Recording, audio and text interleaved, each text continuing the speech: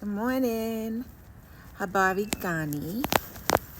And what's the word? The word is today is day 2 of Kwanzaa. Hi. So today is day 2 of Kwanzaa. It is cold here in Las Vegas. Let me just say that. Literally, I want to say it's like 38, 39 degrees this morning. Whew. Anyway, today is day 2 of Kwanzaa, and today's principle is Kujichagulia. I always like to say that. Kujichagulia. And the principle, the short definition of the principle is self-determination. But what we kind of take that and make it into is really to define yourself, name yourself, and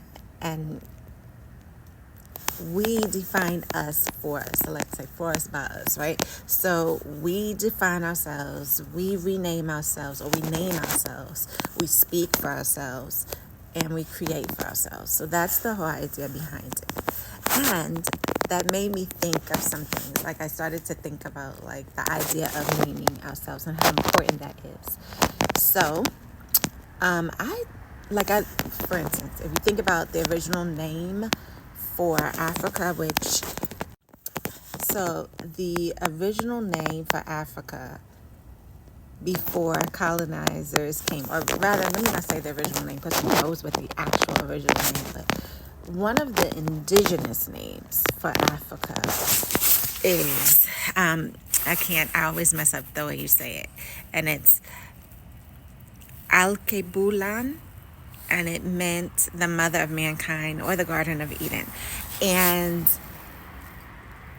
I just think it's beautiful. But that was one of the ancient names for that land before colonizers came and gave it the name of Africa.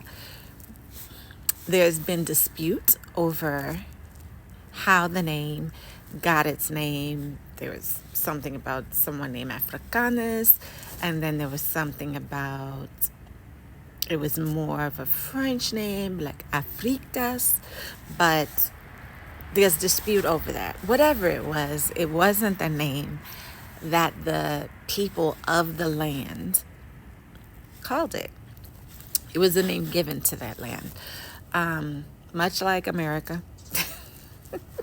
Much like America, right? So you think about that, like what was the name of this continent before colonizers got here? Because it had a name. People called it something. People lived here. And you can go on and on and on. I did my DNA test. I did it on Ancestry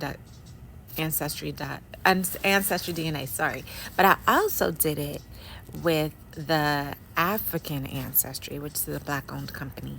And that one uses your matrilineal line to figure out where your matrilineal DNA, spanning 500 to 2,000 years prior, where that DNA came from.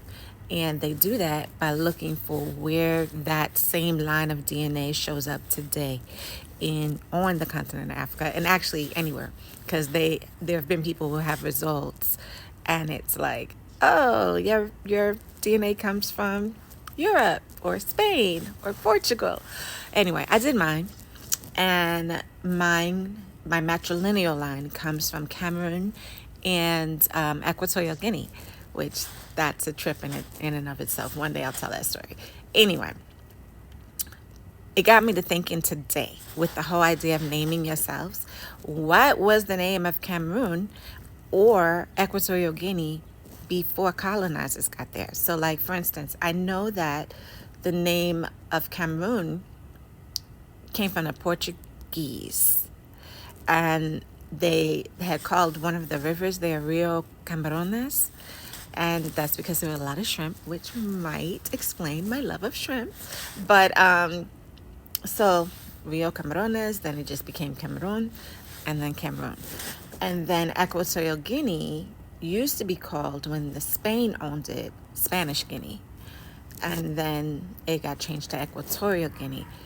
My thought is, what was it called before the Spanish came? So just the importance of naming ourselves or taking our names back is really important.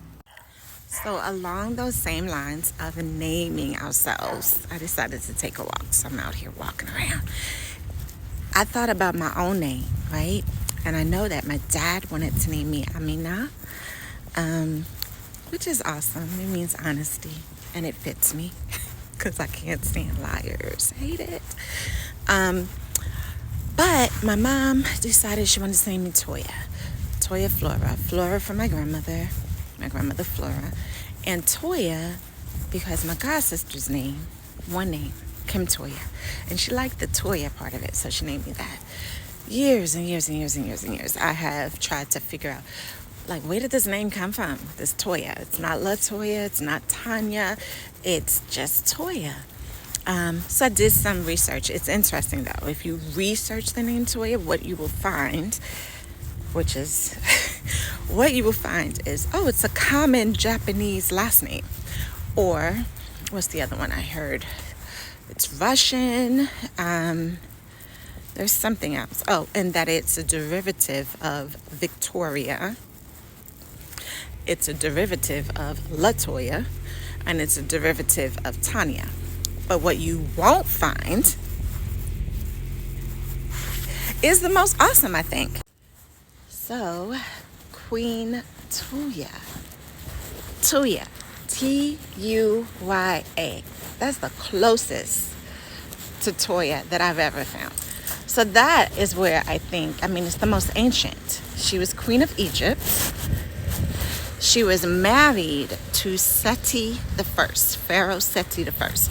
She had many children, one of which was Ramesses II. He became Pharaoh. And she's the one who found the baby in the river and adopted him, Moses. So most people know her story, but they don't know her name. And I find that so crazy that when you Google, like, hey, where did the origins of Toya? They can tell me that it came from Victoria, but not that it came from Queen Toya.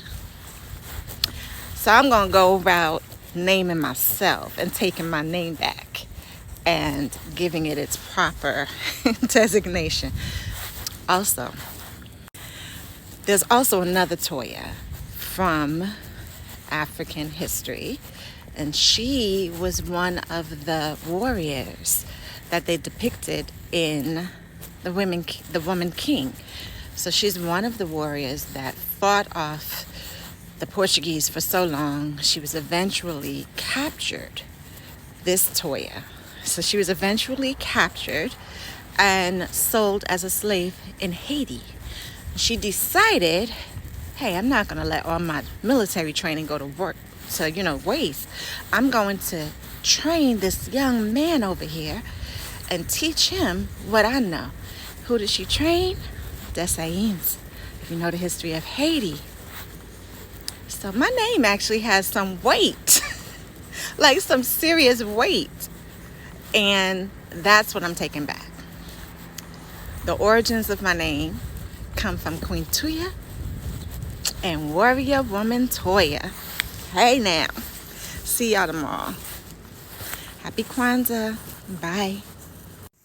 Y'all, it is so cold out here. I am walking. My little hands are frozen. I'm about to put my gloves on. I had to come and say that. Anyway, for real. Goodbye. See y'all tomorrow for day 3.